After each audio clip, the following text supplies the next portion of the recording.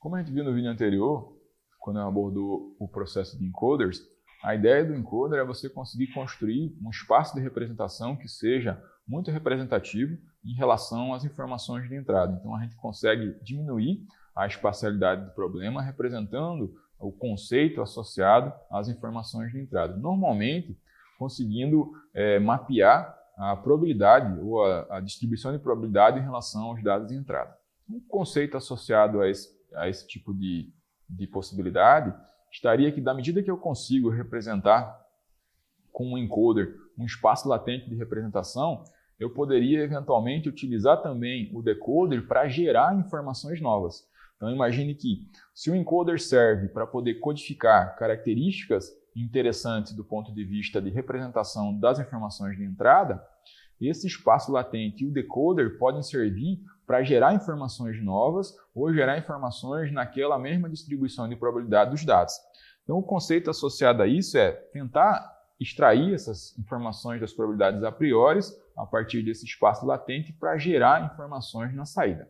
Só que não é uma tarefa muito simples, porque existe uma variabilidade muito grande de possibilidades, tanto no espaço escondido quanto no espaço de saída, e isso é difícil de mapear, porque eu não sei quais são todas as possibilidades do espaço de saída. O que normalmente a gente tentaria fazer é usar uma arquitetura decoder, e a partir dessa arquitetura decoder, né, que a gente oferece, que a gente faz, né, a partir da arquitetura decoder, dado que eu dei uma entrada, e ela consegue fazer esse mapeamento na entrada. Qual é o problema associado a isso?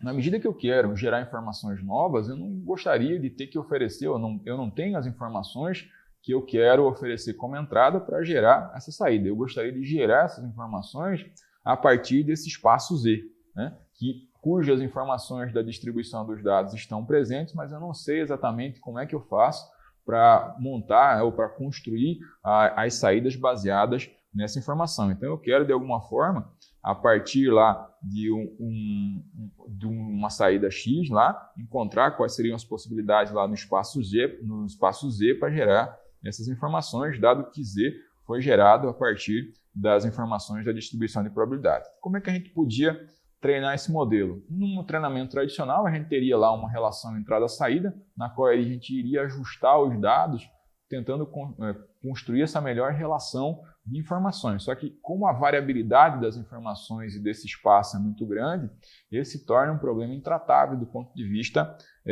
de construção, né, de representação das informações. Então, uma das abordagens utilizadas para fazer isso é, em vez de eu tentar mapear direto as informações da entrada no espaço escondido e da espaço escondido na saída, é eu tentar mapear as distribuições de probabilidade, porque aí eu consigo talvez restringir um pouco mais o espaço de busca, o espaço de tratamento desse problema.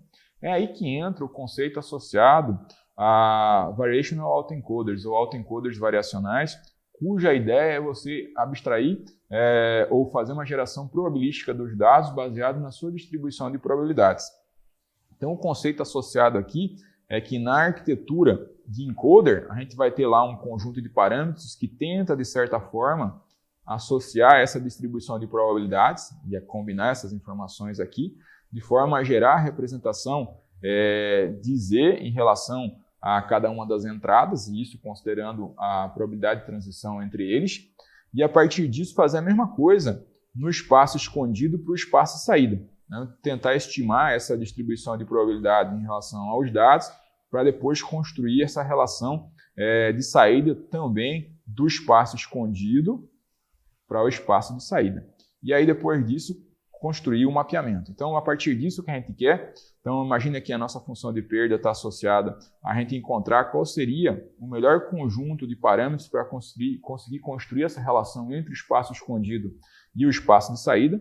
Então, a função aqui do encoder é, de certa forma, encontrar qual seria a melhor distribuição aqui, ou construir aqui uma distribuição a posteriori que seja próxima à distribuição a priori em relação a cada um dos dados. Então, a gente vai tentar mapear essa parte do termo aqui de ajuste do modelo em relação ao erro obtido. Então, a gente quer, de alguma forma, construir essa relação da distribuição a posteriori, considerando aqui a distribuição a priori dos dados. Então, isso aqui vai ser mapeado no nosso espaço escondido no nosso espaço de representação, então tentar aproximar quais seriam os valores ideais em relação a esse espaço, e a partir disso fazer a mesma coisa no decoder, tentar mapear essa distribuição de probabilidades em relação a cada um desses dados do modelo para depois conseguir amostrar ou eventualmente encontrar quais seriam os valores que podem aproximar essa distribuição de probabilidades original. Então a ideia aqui da saída no final das contas é uma forma de maximizar a probabilidade de reconstrução, né, em relação a o cara pertencer ou não a essa distribuição original para poder estimar esses dados. Então nessa relação aqui entrada-saída, dado que a gente consegue fazer essa relação e diminuir o esforço computacional, o processo se torna menos difícil de ser mapeado, e a partir disso, para cada mini-batch que eu tô oferecendo como entrada, eu consigo utilizar o conceito de backpropagation para poder estimar quais seriam os valores associados a cada um desses pesos que precisam ser encontrados para fazer o mapeamento dessas informações.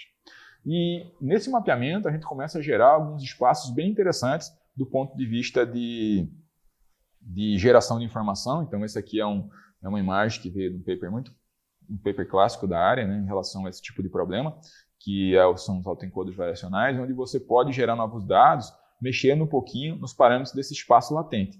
Então, eu vejo que na construção dessa distribuição de informações aqui, a gente consegue, de alguma forma, ter esse espaço aqui esse exemplo aqui a gente tem o espaço 2D aqui em relação a essa representação de D, e na medida que eu vario, né, cada um dos valores em relação a esse espaço, eu tenho uma variabilidade dos dados que são gerados, né? Então, na medida que eu vou mais para a direita aqui, ou mais para a esquerda, ou mais para cima, mais para baixo, a combinação, a transição entre esses exemplos vai sendo gerada e gerando possibilidades de novas informações que não existiam originalmente, sendo a combinação dessas probabilidades associadas a cada uma das informações de entrada.